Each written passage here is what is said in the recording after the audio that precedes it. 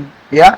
Jadi Tuhan tidak bilang kamu tidak dapat mengabdi kepada Tuhan dan kamu juga tidak dapat mengabdi kepada iblis, ya, kuasa kegelapan. Tuhan tidak bicara seperti itu. Tuhan tidak menyandingkan, tidak mensejajarkan kuasa kegelapan itu dengan dirinya. Tapi dia melihat karena manusia tergiur dengan harta, kekayaan, tergiur dengan uang, maka Tuhan wanti-wanti, memperingati jangan sampai orang itu menyembah si mamon, uang ini. Hati-hati. Bagaimana sikap kita selama ini terhadap uang?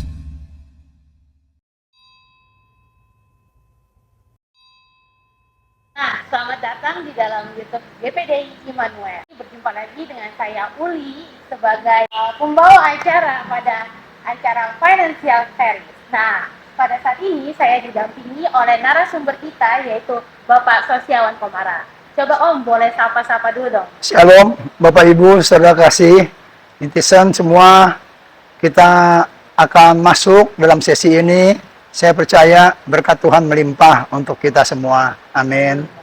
Nah, pada sesi satu ini kita akan bahas 4 sesi ya Om ya dalam Financial Series ini.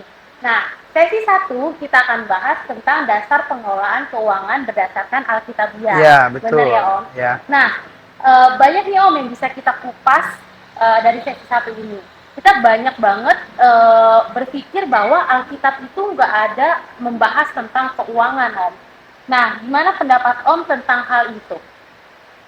Ya, memang ada sebagian orang berkata, sepertinya Alkitab itu tidak ada bicara soal uang.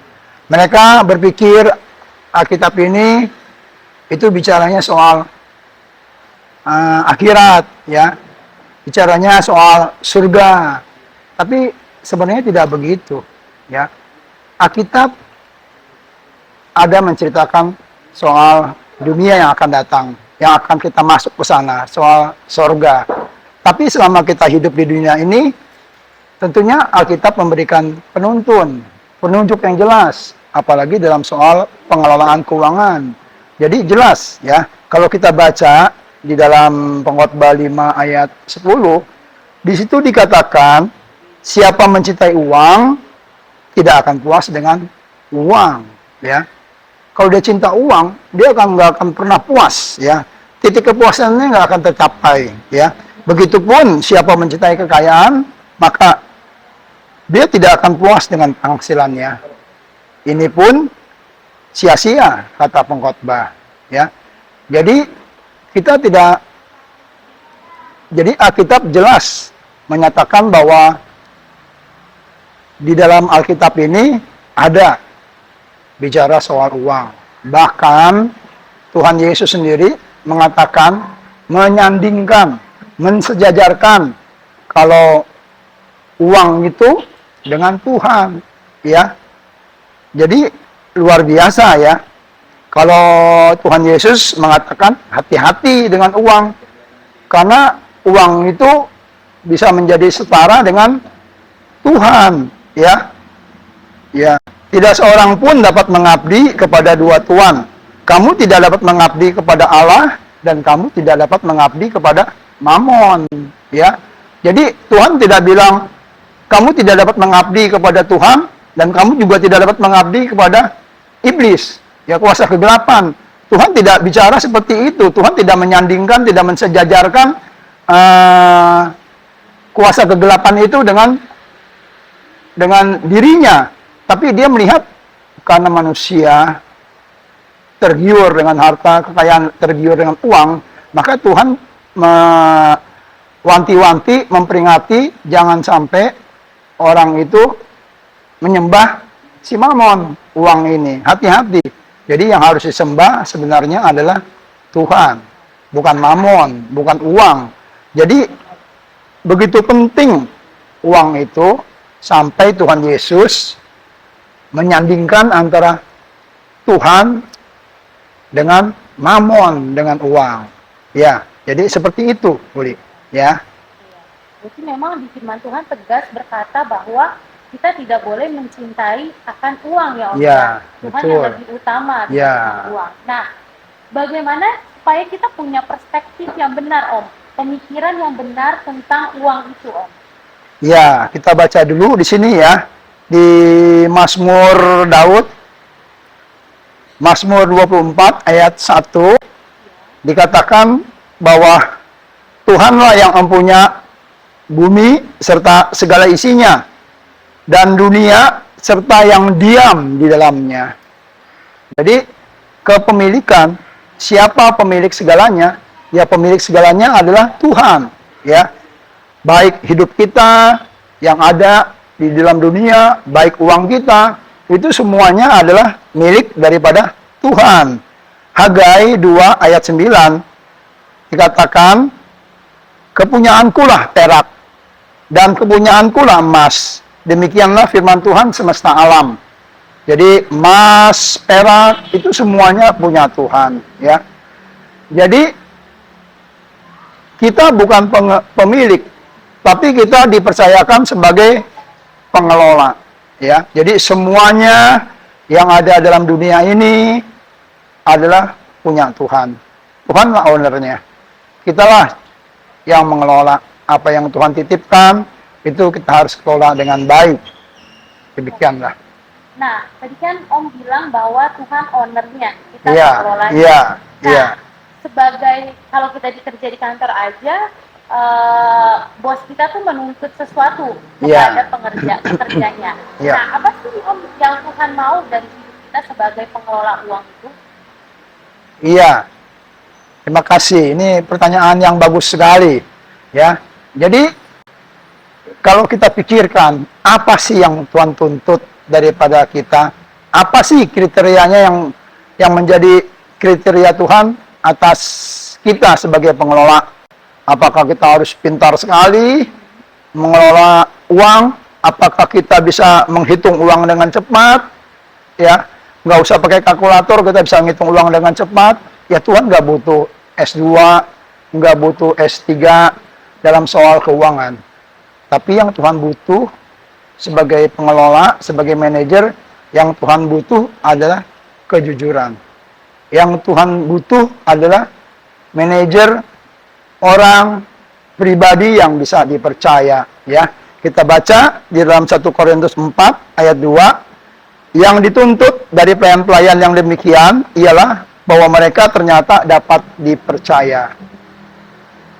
Budaya di perusahaan, corporate culture, itu bos tidak pernah mencari orang yang pinter sekali dalam bidang disiplin ilmu. Tapi yang mereka cari adalah orang-orang yang dapat dipercaya, orang-orang yang pintar. Nah, kemudian orang-orang yang pintar, kalau memang ada kekurangan dalam soal knowledge, mereka bisa suruh sekolah, mereka tambah ilmu, itu bisa, ya, upskilling, naikkan kemampuannya. Tapi kalau bicara soal kejujuran, dapat dipercaya, kalau memang levelnya orang itu memang sudah tidak bisa dipercaya, ya apa boleh buat, itu tidak bisa. Nah, Tuhan yang inginkan adalah orang-orang yang dapat dipercaya sebagai pengelola miliknya. Tuhan mau supaya kita dapat dipercaya ya Om. Iya, betul, jujur. Nah, gimana sih Om caranya supaya kita punya sikap yang benar gitu Om terhadap uang? Kita nggak jadi rakus, kan Tuhan mau kita jujur. Iya. Nah, seringkali itu adalah ujian terberat sebagai manusia ya Om, untuk kita bisa jujur. Iya. Nah, kadang kita tuh kayak mungkin dengan banyaknya uang yang kita terima, kita jadi tidak jujur kayak gitu di hadapan Tuhan. Nah, gimana caranya supaya kita bisa menjadi pribadi yang tidak rakus akan uang ini, Om? Terima kasih Uli ya. Selama kita tahu persis kalau uang itu bukan punya kita, tentu kita tidak akan menjadi tamak atau rakus, ya. Tapi kalau kita menganggap uang itu punya kita, maka kita akan selalu maunya tambah lagi, ya. Di perusahaan aja, tentunya kita harus loyal, kita harus bekerja dengan baik, ya. Karakter yang membentuk kita sehingga kita tidak menyalahgunakan wewenang tanggung jawab di perusahaan. Begitupun dengan Tuhan, tentunya kita akan bekerja lebih baik lagi, ya, untuk Tuhan. Apa yang Tuhan sudah titipkan sama kita, itu harus kita kelola dengan baik. Kalau Tuhan memang titipkan sama kita 1M, nah Tuhan tahu kapasitas kita 1M, tentu kita akan kelola. Tapi seringkali yang jadi masalah, kita berpikir 2M Tuhan aku mampu. Lah waktu Tuhan kasih kita 2M, terjadilah hal-hal yang tidak baik. Tuhan lebih tahu dari apa yang kita pikirkan. Ya, dia lebih mengerti keberadaan kita. Karena kita kan ciptaannya dia. Kita diciptakan oleh Tuhan secara spesifik, secara unik. Jadi kalau memang Tuhan sudah tahu, Tuhan kasih 1M untuk kita kelola, ya kita kelola yang 1M itu. Jangan kita terus berpikir, Tuhan aku bisa mengelola 2M. Nah itu yang seringkali berbahaya. Jadi sebagai pengelola yang baik, kalau memang Tuhan saat ini kita dipercayakan 1M, kelolalah 1M itu dengan baik, supaya Tuhan senang, bos senang. Nanti kita dapat bonus dari bos kita di sorga. Amin. Iya. Wow. Pada saat ini saya benar-benar sangat kembali diingatkan oleh pembicaraan yang Om kasih, bahwa kalau Tuhan sekarang mempercayakan kita berkat 1M, ya berarti emang Tuhan tahu kita sanggupnya mengelola 1M. Ya, betul sekali. Dan suatu saat ketika Tuhan melihat kita udah sanggup lebih bisa mengelola lebih Ya. 1M, maka Tuhan akan Ya, percayakan tentu berkat Tuhan akan lebih. tambah. Ya, Tuhan tidak pelit. Iya, iya, Ya. benar Om. Wow, benar-benar di reminder sekali Iya. pada saat hari ini. Nah, sebagai penutup dari sesi kita nih Om, ada nggak sih pesan-pesan yang mau Om sampaikan kepada Uli dan juga kepada setiap penonton yang ada? Ya, terima kasih. Ya, senang sekali kita boleh ada di sesi ini, dalam talk show ini. Kalau kita bicara soal pengelolaan keuangan, ya kita kembali harus merujuk, harus kembali ke dasar Alkitabiah. Ya, itu yang akan membuat kita ada dalam sukacita. Kita tidak menjadi serakah. Nah, sekarang yang jadi pertanyaan, bagaimana sikap kita selama ini terhadap uang? Kalau memang Bapak Ibu, saudara kasih, kita ada kesalahan dalam mengelola, ya kita harus koreksi. Kalau sikap kita selama ini kita pikir uang itu yang di dompet adalah milik kita, uang itu mungkin yang di deposito atau mungkin uang yang ada di tabungan itu milik kita. Nah, itu salah. Itu titipan yang kita harus kelola, ya. Nah, kemudian juga saya melihat bagaimana sikap kita. Kalau kita melihat uang itu sebagai titipan, nah tentu kita akan nggak bingung-bingung. Kalau uang itu berkurang, uang itu semakin sedikit, kita tidak akan bingung. Karena biasanya yang bingung itu adalah pemiliknya, ownernya. Tapi sebagai pengelola, kita tahu ada kalanya mungkin yang kita kelola sedikit, ada kalanya mungkin yang kita kelola banyak, ya kita tinggal kelola aja dengan sikap hati yang benar, dengan jujur. Jadi jangan sampai kita salah, ya kita menganggap sebagai milik pribadi. Padahal tadi kita sudah bahas bahwa uang itu adalah milik Tuhan, ya. Kemudian tantangan yang terbesar, apa sih yang menjadi tantangan terbesar kita dalam hal ini? Ya tantangan terbesar tentunya sikap hati kita. Karena dimanapun hati kita berada, kalau hati kita berada di uang, nah itu bahaya. Ya seperti tadi dikatakan, siapa mencintai uang, maka tidak akan puas. Malah akar dari segala kejahatan adalah cinta uang.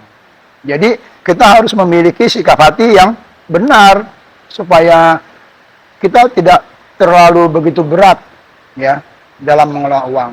Asal kita tahu kalau uang itu milik Tuhan, kita sebagai pengelola, kita harus jujur, maka semuanya akan beres. Uang sedikit, kita sukacita, uang banyak, kita puji Tuhan. Jadi, tidak ada masalah. Uang sedikit, uang banyak, tapi yang paling penting adalah sukacita, damai sejahtera. Apa gunanya? Uang kita banyak, tapi kita setiap hari selalu ribut, tiap hari kita selalu ketakutan, jangan-jangan uangnya nanti berkurang, ya. Tapi kalau kita merasa cukup, di situ ada sukacita. Puji Tuhan, makasih, Uli. Iya, terima kasih Om.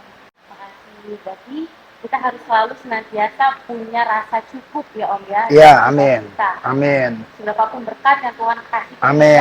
kita harus senantiasa bersukacita. Iya, ya, Om, ya. bersukacita, Dan harus menjadi bersyukur. pengelola yang benar, ya, Amin. Om, Ya, yang bisa dipercaya. yang bisa dipercaya. Terima kasih untuk hari ini Om pada Ya. pembicaraan kita. Nanti kita akan kupas lagi pembicaraan kita di sesi yang kedua. Ya. Sampai jumpa di pertemuan Ya. berikutnya. Shalom. Shalom, puji Tuhan.